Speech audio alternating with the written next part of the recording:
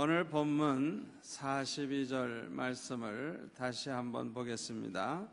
예수께서 불러다가 이르시되 이방인의 집권자들이 그들을 임의로 주관하고 그 고관들이 그들에게 권세를 부리는 줄을 너희가 알거니와 너희 중에는 그렇지 않을지니 너희 중에 누구든지 크고자 하는 자는 너희를 섬기는 자가 되어야 하고 너희 중에 누구든지 으뜸이 되고자 하는 자는 모든 사람의 종이 되어야 하리라.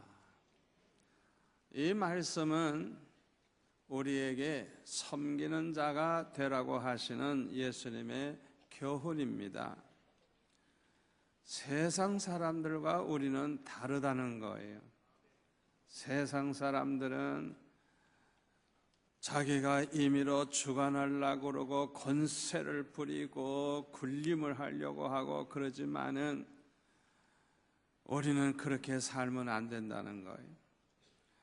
우리는 크고자 하는 자는 오히려 섬기는 자가 되어야 된다는 거예요. 으뜸이 되고자 하는 사람은 모든 사람의 종노릇을 하려고 해야 된다는 거예요. 한마디로 말해서 우리는 섬기는 자가 되어야 된다는 거예요. 그런데 예수님은요, 우리에게 섬기는 자가 되라고 말씀만 하신 게 아니고 예수님 자신도 섬기기 위해서 이 세상에 오셨다고 말씀을 하셨어요. 45절에 볼까요? 인자가 온 것은 섬김을 받으려 함이 아니라 도리어 섬기려 하고 자기 목숨을 많은 사람의 대성물로 주려 함이니라. 한마디로 말하면 우리 예수님은 모든 인류를 섬기기 위해서 오셨다는 거예요. 어느 정도로 섬긴다고요? 목숨을 대성물로 내어주기까지 그렇게 섬기기 위해서 오셨다는 거예요. 알기 쉽게 말하면 저와 여러분을 대신해서 죽어주기 위해서 오셨다는 거예요. 여기서 우리가 두 가지 사실을 깨닫게 되는데요. 첫째로는 하나님의 사랑, 우리를 향하신 하나님의 사랑이 얼마나 큰가 하는 것을 깨달을 수가 있어요. 아니, 우리를 얼마나 사랑하시길래 우리를 위해서 대신 죽어주려고 오셨느냐 이거예요. 하나님이 우리를 얼마나 사랑하시길래 그 아들을 보내가지고 우리를 위해서 십자가에 못 박혀 죽게까지 하시느냐 이거예요. 여기서 우리는 하나님의 사랑을 깨달을 수가 있어요. 로마서 5장 8절에 보면 사도 바울은 이렇게 말합니다. 우리가 아직 죄인 되었을 때에 그리스도께서 우리를 위하여 죽으심으로 하나님께서 우리에 대한 자기의 사랑을 확증하셨느니라. 아멘. 우리 주님이 우리를 위해서 대신 죽어주심으로 하나님이 우리를 얼마나 사랑하시는지 그 하나님의 사랑을 우리에게 아주 확증시켜 주셨다는 거예요.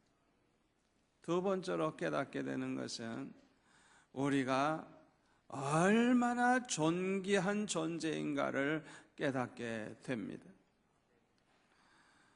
아니, 우리가 얼마나 귀하길래 우리를 살리기 위해서 독생자까지 아끼지 아니하시고 내어주시느냐 이게.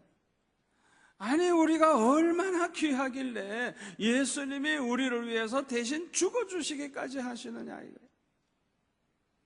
여러분, 우리 예수 믿는 사람들은요, 아무렇게나 살다가 아무렇게나 죽으면 안 됩니다. 우리 예수 믿는 사람은 자존감을 가지고 살아야 되고 아주 자기 자신이 존귀한 자라는 걸 알아야 돼요. 우리 한번 따라서 할까요? 나는 존귀한 자다. 아멘. 우리 예수 믿는 사람들은요, 존귀한 사람들이에요. 아니, 얼마나 존귀하길래 하나님이 우리를 살리려고 아들을 죽는 자리에 내어주기까지 하시느냐 이거예요. 로마서 8장 32절에 보면 자기 아들을 아끼지 아니하시고 우리 모든 사람을 위하여 내주시니가 어찌 그 아들과 함께 모든 것을 우리에게 주시지 아니하겠느냐. 아멘. 아니, 우리를 위해서 아들도 아끼지 아니하시고 주신 하나님이 뭐가 아까워서 안 주시겠느냐 이거예요. 여러분, 이 말씀을 그대로 믿으시기를 바랍니다. 우리가 예수님의 말씀대로 섬기는 자가 되어야 할 이유가 있어요. 첫 번째 이유는 우리가 섬기면서 사는 섬기는 자가 되는 것이 하나님의 뜻이기 때문에 그래요. 우리 예수 믿는 성도들은 어디를 가든지 잘 섬기는 자가 돼서 섬기면서 살면 우리 하나님이 기뻐하실 줄로 믿습니다. 왜냐하면 하나님의 소원이고 하나님의 뜻이 그거니까. 두 번째로 우리가 섬기면서 살아야만 하나님의 자녀라고 할 수 있기 때문인 것입니다. 마태복음 25장 31절 이하에 보면은 양과 염소의 비유가 나옵니다. 이 양과 염소의 비유를 여러분들 잘 살피고 그 말씀이 주는 교훈을 여러분이 꼭 기억하셔야 돼요. 여기 양은 뭘 가리키느냐? 구원받은 하나님의 백성, 천국에 들어가서 살 하나님의 백성을 가리키고, 이 염소는 아무리 교회 다녀도 그 지옥에 갈 영원한 형벌을 받을 그런 사람을 가리키는 거예요. 이거는 내 해석이 아닙니다. 그 양과 염소의 비유의 마지막 구절 46절을 한번 다 같이 읽을까요? 그들은 영벌에 의인들은 영생에 들어가리라 하시니라. 여기 그들은 염소 같은 사람들은 영원한 지옥불에 들어간다는 거예요. 영벌에. 그러나 양과 같은 의인들은 영생에 들어간다는 거예요. 이렇게 예수님이 이렇게 분명하게 말씀하고 있어요. 양은 어떤 사람들입니까? 형제 중에 지극히 작은 자, 보잘것없는 사람, 아무도 관심 갖지 않는 그런 사람이 어려울 때 도와주고, 먹을 거 없으면 먹을 거 갖다 주고, 옷이 없으면 옷을 갖다 주고, 목말라 하면 마실 물 주고, 병들었거나 갇혀 있으면 돌봐주고, 그 사람들이에요. 그렇게 일하던 사람들이에요. 그런데 예수님은 그 모든 것을 너희가 나에게 그렇게 했다 말씀하시면서 너희들은 하나님이 예배해 놓으신 천국을 상속받으라고 말씀을 하셨어요. 우리는 주님께 그런 일 한 적이 없는데요. 그러니까 내 형제 중에 지극히 작은 자 하나에게 한 것이 다 나에게 한 것이니라 주님이 말씀하셨어요. 그런데 염소는 어떤 사람입니까? 나도 먹고 살기 바쁜데, 나도 피곤해 죽겠는데 상관없어요. 누가 굶어 죽어도 상관없고요. 추위에 벌벌 떨고 옷이 없어 떨어도 상관없고요. 감옥에 들어가도 상관없고요. 그냥 자기 생각만 하고 사는 사람이에요. 그게 바로 염소예요. 염소. 이 양과 염소는요, 어떻게 보면 너무 비슷해요. 그래서 자세히 봐야 차이점을 알 수가 있어요. 이 염소는 양과 다른 점이 있는데, 하나는 이 뿔이 있습니다. 뿔. 이 뿔을 가지고요, 이 염소는 그냥 막 받아요. 그냥 막 받아. 그 악독함이 있는 거예요. 상대편을 죽어라고 막 받아요. 평소에는 뭐 얌전한 것 같고 평소에는 뭐 양과 같은데 한번 건드리기만 하면 그냥 얼마나 성질이 개떡 같은지 그냥 뭐 죽으라고 덤비고 그냥 야단법석을 뒤집어 버려. 그 염소예요. 염소 함부로 건드리면 큰일 납니다. 이 염소는 또 성질이 보통이 아닙니다. 양들은 100마리, 200마리, 몇백 마리라도 그냥 술술술술 몰고 갈 수 있어요. 염소는 한 마리도 끌고 가기 힘들어요. 그래가지고 목에다가 줄을 매가지고 이렇게 잡아당기면요, 네 다리 쭉 뻗고 그냥 끌려가면 끌려갔지 절대 안 따라가. 얼마나 못됐는지 몰라요. 그게 염소예요, 염소. 이 세상에는요, 사나운 짐승과 순한 짐승이 있는데, 이 순한 짐승들은요, 사나운 짐승에게 밤낮 먹혀요. 그냥 잡혀 먹어요. 그러면 여러분 생각해 보세요. 이 원리를 따져서 생각하면 순한 짐승은 씨가 말라 없어졌을 것이고 사나운 짐승만 세상에 가득 찼을 것 같아요. 그런데 그렇게 안 돼요.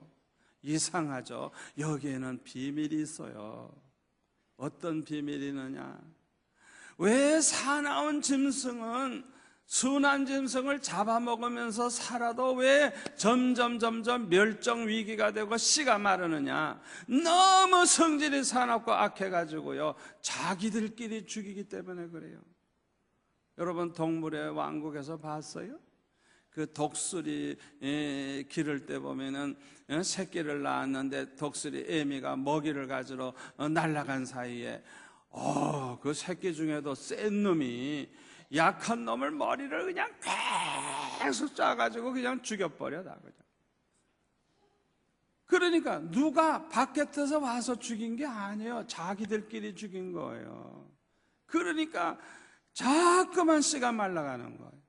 사자 얼마나 사나운 줄 압니까? 자기 영역을 침범했다 하면 그냥 몰려가서 그냥 물어뜯어 죽이는 거예요. 자기들끼리 죽이는 거예요. 여러분 북한 사람처럼 센 사람 어디 있어요? 세계적으로 세요.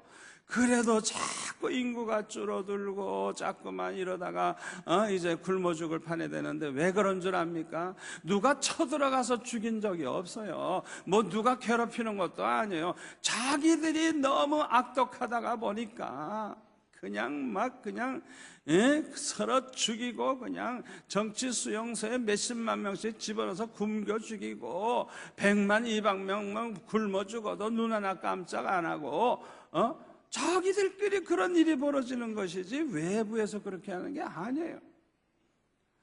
그렇기 때문에 악독할수록 자멸하게 되어 있는 거예요.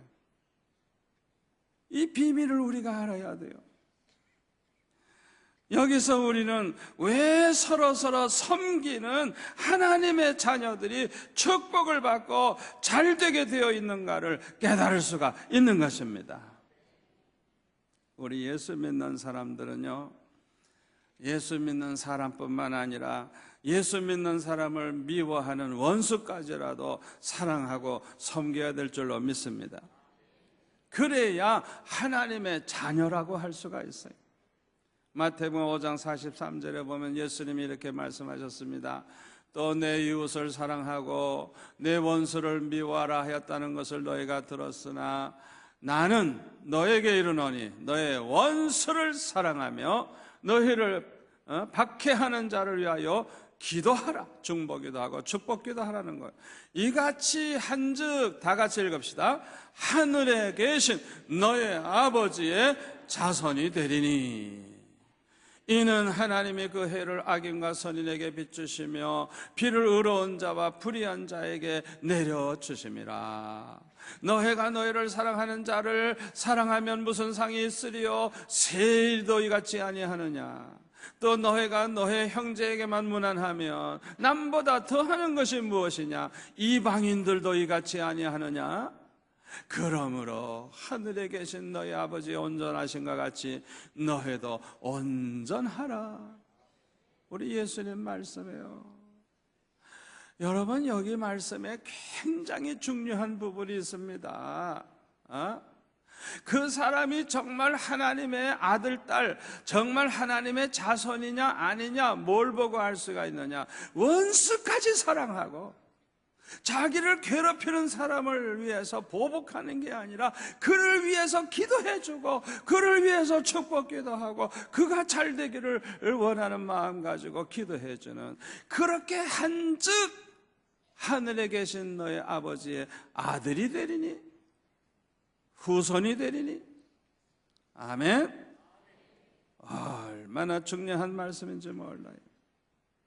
우리가 예수님 말씀대로 섬기는 자가 되어야 될 세 번째 이유가 있어요. 우리 예수님이 섬기는 자의 본을 보여주셨기 때문입니다. 요한복음 13장 13절에 보면은 너희가 나를 선생이라 또는 주라 하니 너희 말이 옳도다. 내가 그러하다. 내가 주와 또는 선생이 되어 너의 발을 씻었으니 너희도 서로 발을 씻어주는 것이 옳으니라. 내가 너에게 행한 것 같이 너희도 행하게 하려 하여 본을 보였노라. 아멘. 예수님이 왜 제자들의 발을 씻어주면서 그렇게 섬기는 일을 하셨느냐? 우리들도 그걸 본받아서 행하라고 예수님이 본을 보여주셨다는 거예요.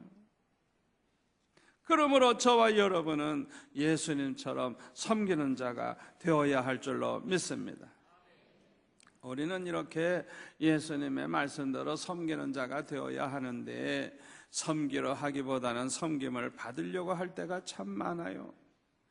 참으로 안타까운게도요, 오늘날 교회 안에는 아예 섬길 생각을 그냥 전혀 하지 않는 사람들이 너무 많이 있어요. 뭐 설교 100번 뭐 1000번 해도 쓸데없어요. 그냥 귀 꽉 틀어막고 그냥 절대 섬기려고 안 하는 사람들이 있어요. 왜 그렇게 되는 줄 압니까? 그 이유는 거듭나지를 못했기 때문에 그렇습니다. 아무리 교회를 나와도 거듭나지 못하게 되면 이 생각하는 것이 세상 사람들과 다를 바가 없어요. 예수 안 믿는 사람의 사고방식을 그대로 가지고 살게 되는 거예요. 그래서 언제나 자기중심적이고 세상중심적이고 이기적이고 대접받는 걸 영광으로 생각을 하고 권력을 가지고 사람들 위해 군림하기를 좋아하고 자기 마음대로 다스리려고 주장하면서 살려고 해요. 그러나 누구든지 거듭나게 되면요, 반드시 변화가 일어납니다. 거듭난 사람은 반드시 변화가 있어요. 성품의 변화가 오고요, 생각하는 게 달라지고요, 말하는 게 달라지고요, 가치관이 달라져요. 그래서 자기 중심으로 살던 사람이 남을 생각해 주게 되고, 세상 중심으로 살던 사람이 하나님 중심으로 살게 되고, 이기적으로 사는 사람들이 남의 유익을 생각하게 되고, 대접받으면서 사는 것보다 대접하는 걸 더 좋아하고 더 귀하게 여기고 남을 대접하면서 사는 걸 영광으로 알게 돼요. 자기 주장만 하고 자기 생각대로만 하던 사람이 변화가 돼서 성도들에게 본을 보이고 성도들에게 섬기는 것을 즐거워하는 사람으로 변화가 되는 거예요. 이것은 참으로 놀라운 변화입니다. 그런데 안타깝게도 이 거듭나지 못한 사람들이 많이 있는 것입니다. 왜 섬길 생각을 하지 않게 되는 줄 압니까? 두 번째 이유는 새 사람이 되지를 못해서 그래요. 새로운 피조물이 되질 않았어요. 에베소서 4장 22절에 보면 너희는 유혹의 욕심을 따라 썩어져가는 구습을 따르는 옛사람을 벗어버리고 오직 너희의 심령이 새롭게 되어 하나님을 따라 의와 진리의 거룩함으로 지으심을 받은 새 사람을 입으라. 새 사람을 입으라. 여기서 말하는 새 사람은 이 외모가 달라졌다는 걸 의미하는 게 아니고 속사람이 변화된 사람을 가리킵니다. 다시 말하면 예수 그리스도의 정신을 가진 사람이에요. 예수님의 그 마음을 닮은 사람이에요. 질적인 변화가 있는 사람이에요. 질적인 변화가 있는 곳에는 감동이 있습니다. 우리 성도들이 질적으로 변화가 되면요, 세상 사람들이 우리를 보고 감동하게 됩니다. 그런데 어느 날 수많은 교회들이 왜 세상 사람들에게 감동을 주지를 못하느냐? 질적인 변화가 없고 오히려 세속화되고 있기 때문에 그래요. 그래가지고 이건 교회나 세상이나 똑같아 그냥. 사고방식이 똑같아. 그러면 교회가 어떻게 세상에 빛이 되겠어요? 또한 왜 우리가 세상에 감동을 못 주느냐? 사랑을 잃어버렸기 때문에 그래요. 사랑은 희생하는 것입니다. 사랑은 많은 생명을 살립니다. 사랑은 세상을 천국으로 만듭니다. 천국은요, 사랑하는 사람들이 모여 사는 것이 천국입니다. 하나님을 사랑하고 이웃을 사랑하는 사람들이 모여서 사는 그것이 천국입니다. 우리가 살고 있는 이 세상은 천국이 아닙니다. 오히려 점점 더 지옥이 되고 있어요. 왜냐하면 이 세상을 지옥으로 만드는 사람들이 너무 많기 때문에 그래요. 이 세상을 지옥으로 만드는 사람이 누군 줄 압니까? 이기적인 사람들이에요. 자기 생각만 하는 사람들이에요. 이런 사람들이 있는 곳은 지옥이 되는 거예요. 여러분, 왜 가정이 지옥이 되는 줄 압니까? 간단합니다. 이유는 왜 행복해야 될 가정이 왜 지옥이 됩니까?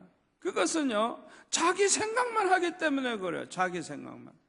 상대편 생각은 안 해줘. 자기 생각만 해.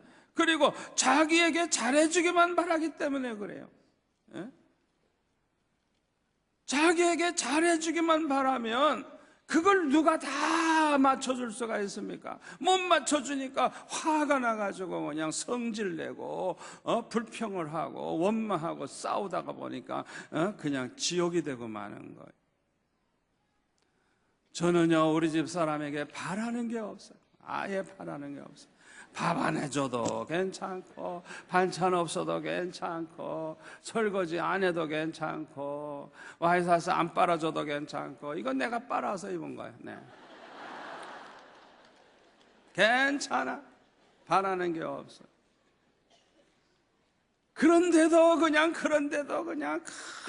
나보다 바쁜 그분이 그냥 밥을 함께 해주면 그냥 얼마나 황송하고 얼마나 감사한지. 여보 고마워, 맛있게 먹었어.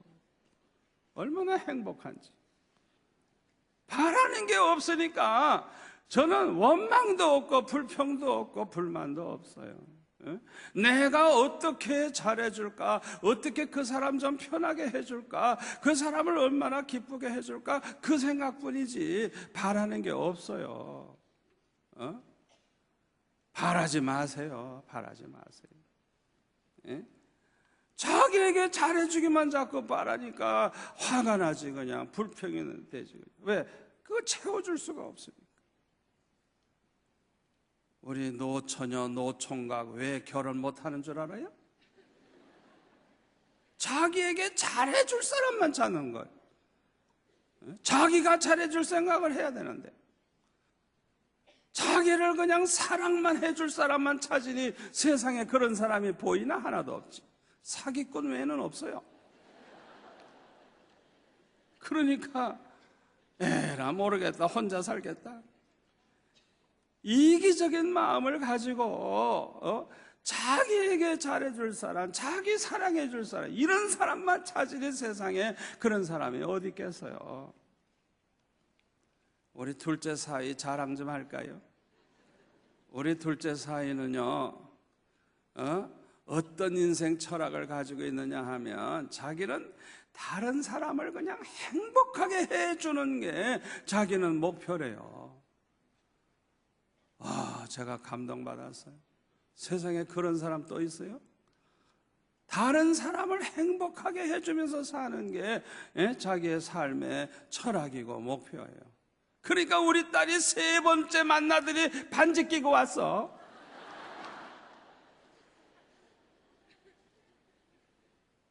자기에게 잘해줄 사람, 자기를 사랑해줄 사람 찾지 말고 나를 만나는 사람은 수지 맞는다. 어떻게 해서든지 잘해주려고 그러고 행복하게 해주려고 그러고 그런 정신을 가지고 딱 있어 보세요. 그냥 줄을 서요. 줄을 서. 오겠다는 사람이 줄을 서. 내일이라도 결혼식 할 수 있어요? 마음을 어떻게 가느냐가 그렇게 중요한 거예요. 오늘날 물질 문명은 과거 어느 때보다도 발전했습니다마는 이 사람의 질은 떨어질 대로 떨어져서 사람의 질이 이제는 짐승보다도 못해. 그래서 교회 안에서도 세상 사람들과 같은 사고방식을 가진 사람들이 많이 있기 때문에 이 교회 안에 문제가 생기는 거예요. 세상 사람들은 남을 섬기기보다는 섬김을 받는 것이 영웅이고 성공한 사람이고 그런 사람이 위대하다고 그렇게 생각을 해요. 그런 사고방식이 있어요. 그러니까 어떻게 해서든지 출세해야 된다, 성공해야 된다, 돈을 벌어야 된다, 그냥 이런 생각을 가지고 그냥 빠등빠등 하다가 보니까 점점 세상이 살벌해지고 인정이 메마르고 지옥이 되는 거예요. 하나님 나라에 속한 사람들은 세상 사람들의 생각과 다른 줄 믿습니다. 세상 사람들은 집권자가 돼가지고 임의로 주관하고 고관 자리에 앉아가지고 권세를 부리면 영광으로 알지만은 우리 성도들은 그렇지가 않죠. 누구든지 크고자 하는 자는 섬기는 자가 되고 으뜸이 되고자 하는 자는 모든 사람의 종이 되고, 아멘. 이게 세상과 교회의 다른 점이에요. 하나님의 나라의 법과 세상 법의 차이가 여기 있는 거예요. 정말 그 교회가 올바른 교회라고 하면 섬기는 사람이 더 존경받고, 아멘. 모든 사람의 종이 되는 사람이 제일 어른 대접을 받아야 될 줄 믿습니다. 섬김은 우리 성도들의 의무요, 선택사항이 아닙니다. 내가 섬겨도 되고 안 해도 되고 선택사항 아니에요. 이거는 아주 필수예요, 필수. 그러므로 우리 예수 믿는 사람들은 사는 목적도 섬기기 위해서 살아야 합니다. 어떻게 하면 하나님을 잘 섬길까? 어떻게 하면 이웃을 잘 섬길까? 섬기기 위해서 살아야 돼요. 아멘. 돈 버는 이유도 어떻게 하면 내가 돈을 벌어서 많은 사람을 잘 섬길까? 성공하려는 이유도 다른 데 있는 게 아니라 내가 성공을 해서 많은 사람을 섬기리라, 그런 생각을 가져야 돼. 공부하는 이유도 섬기기 위해서, 출세하려고 하는 이유도 어떻게 하면 이 나라 이 백성들을 내가 잘 섬기기 위해서 출세를 해야 되는 거예요. 교회에서 직분을 갖는 것도 마찬가지입니다. 무슨 교회 안에서 목에다 힘주고 군림하려고 하는 게 아니라 어떻게 교회를 잘 섬기고 어떻게 성도들을 잘 섬길까, 섬기기 위해서 직분을 맡는 것입니다.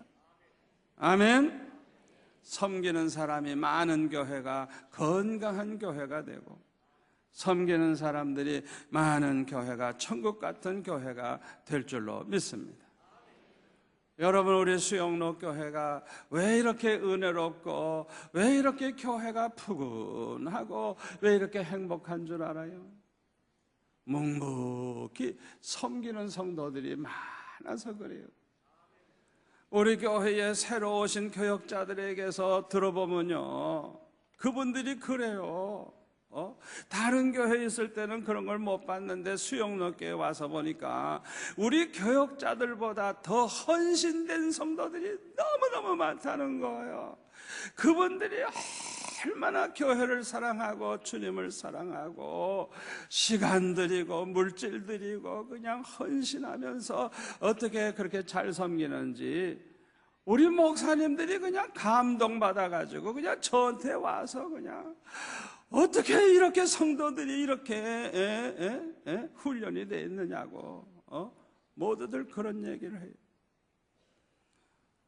우리 교회가 이렇게 좋은 교회가 된 것은 이 섬기는 분들 때문에.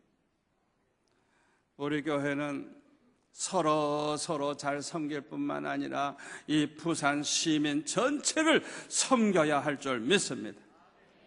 우리가 러브 부산 운동을 하면서 우리 부산 시민을 섬겨왔습니다마는 새해에는 아주 더 적극적으로 부산 시민을 그냥 감동시키는 일을 좀 해야 되겠어요. 아멘. 우리가 그냥 뭐가 필요한지 연구를 해가지고 부산시 전체를 상대로 해서 우리가 섬길 때 이것이 가장 좋은 최고의 전도법이 되고 이것이 부산을 복음화하는 제일 좋은 방법이 될 줄로 믿습니다. 기도하겠습니다.